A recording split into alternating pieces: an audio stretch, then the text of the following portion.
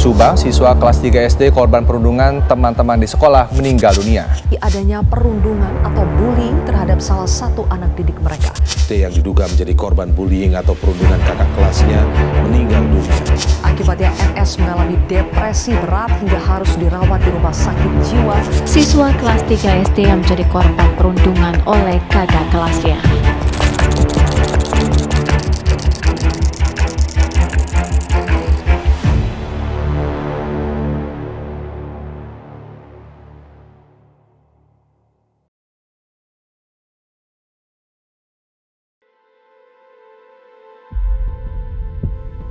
Bullying itu tindakan agresif yang dilakukan secara berulang oleh satu orang ataupun grup ataupun ya biasanya anak-anak mengambil circle.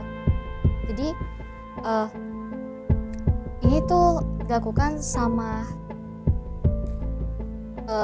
individu yang dianggap lemah, terus ya dianggap lemah sih, tapi ya tindakan ini tuh dilakukan berupa kekerasan verbal, fisik, terus ataupun psikologis yang bertujuan untuk menyakiti korban.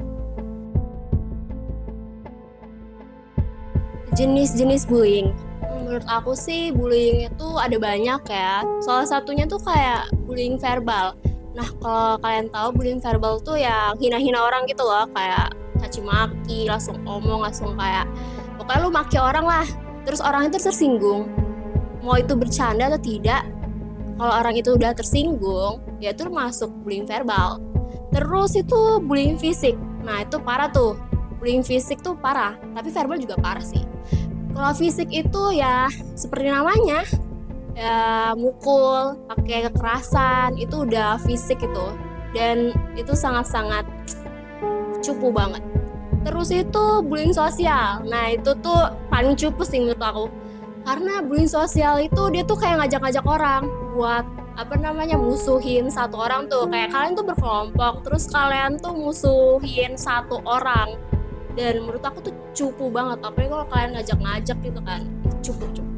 Terus bullying emosional. Nah, bullying emosional tuh kayak trauma, korbannya trauma akan kekerasan atau intimidasi deh, dia intimidasi terhadap beberapa kelompok, itu emosional.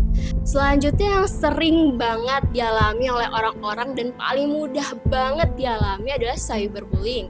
Kenapa? Ya karena itu ada di media sosial kayak TikTok, Instagram, Facebook, Twitter, itu semua tuh kayak di komentar-komentar tuh komentar jahat, dan kita tuh kalau ngetik itu tanpa adanya kalau ngetik tuh tanpa adanya mikir gitu, langsung kayak ngetik aja, jadi tuh kita kayak nggak memfilter apa yang kita ketikkan gitu, dan itu termasuk pembulian juga kalau misalnya orang-orang tersinggung gitu sama apa yang kita sampaikan. Jujur semua jenis-jenis bullying yang aku sebutkan itu semuanya semuanya sama-sama bullying, dan itu sangat-sangat tidak bagus, sangat-sangat cupu guys. Jadi please jangan bullying orang. Jadi pastinya ini masuk ke sila kedua ya, kemanusiaan yang adil dan beradab. Nah, itu kan ada kata kemanusiaan yang adil kan, jadi otomatis kita setara kan, logikanya gitu tuh. Betul kan? Nah, tapi bullying nih kayak tujuannya tuh buat ngerendahin manusia gitu loh, kayak kita nih nggak dihargain, dan juga pastinya kita dikucilkan gitu kan, kayak apalah. Pencegahan bullying, kalau dari aku ya, itu kita bisa melakukan edukasi dan juga kesadaran.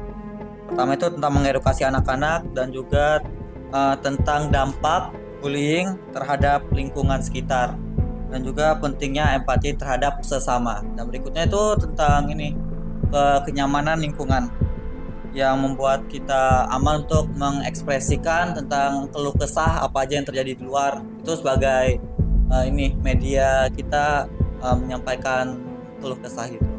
Kalau dari aku itu sih. Kalau dari Raka sendiri gimana ya? Mungkin saya mau minta tambahan nih. Kalau tentang tadi kan kamu bilang tentang keamanan kan dan kenyamanan. Itu kalau misalnya di lingkungan sekolah tuh lebih diterapin ke arah mana sih? Menurut kamu lebih ke arah mana? Kalau dari aku sih ini ya, arah konseling itu untuk, kan di sekolah itu ada namanya BK ya. Itu menjadi salah satu tempat untuk kita menyalurkan tentang apa aja sih yang terjadi di sekolah, kayak masalah apa aja yang ada di sekolah. Kalau aku itu sih. Mungkin sama untuk muridnya yang mau bimbingan konseling juga lebih perhatikan ke gurunya, kayak lebih dipilih, kayak yang mungkin nggak akan ngebocorin karena ini kan masalah privasi kan. Nah, untuk sekarang aku mau nambahin tentang edukasi untuk orang tua. Nah, kalau orang tua kan pasti kaget dong kalau misalnya anaknya tuh kena bullying. Itu mungkin yang mereka pertama siapkan itu mental ya, karena itu pasti kaget banget. Mereka harus bisa nyiapin anak mereka di dalam kondisi yang nyaman, tidak kaget, tidak takut untuk menjelaskan apa sih yang terjadi, tidak terlalu memaksa mereka untuk selesaikan masalah, dan lebih prihatin lah. Mungkin orang tua kalau nggak merasakan itu kan nggak tahu gimana aslinya. Nah, yang kedua nih aku mau nambahin tentang program bullying. Kayak yang tadi Nara bilang kan lebih ke bimbingan konseling. Kalau menurutku lebih ditambahin, kalau keamanannya tuh di lingkungan sekolah lebih ditambahin ke ini, CCTV kali ya. Karena kan kalau misalnya ada bullying yang ke arah fisik, kita bisa tahu gimana kronologi aslinya. Jadi nggak ada yang ngarang ataupun si pembuli langsung kena gitu. Dan mungkin untuk bullying, yang untuk bulinya kan ini sudah ketahuan, jangan langsung diserang secara mental, karena kalau misalnya dia bisa balas dendam gitu, kayak mungkin dia pas melakukannya itu mungkin kayak aku dengar dari pengalaman pribadi sih, habis dilaporin tuh pasti dibalikin sih, dikasih tahu lagi ke anak yang kena, jadi kayak kena 2 kali bullying lah.